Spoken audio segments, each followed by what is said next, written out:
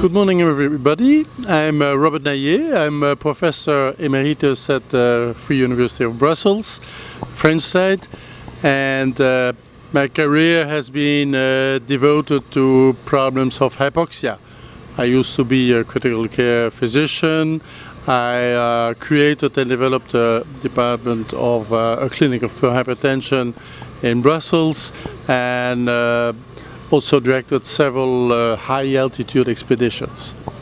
So my talk here in Lima will be about the pathophysiology and the physiology of cardiovascular adaptation to high altitude.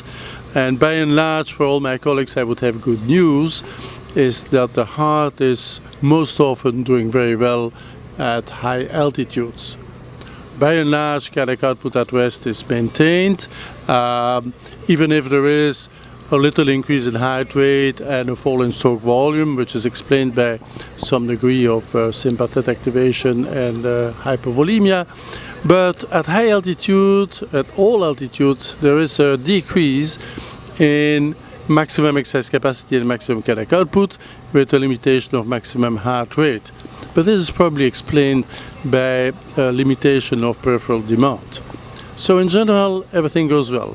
Blood pressure also is minimally increased, even though there may be some decrease in variability related again to the sympathetic nervous system activation in acute exposures, chronic exposures, and also in people who are born at high altitude.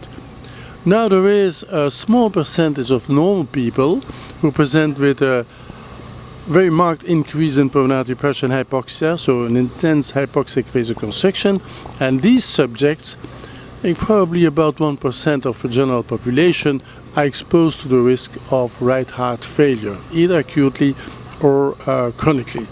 And so this is still an area of interest and investigation.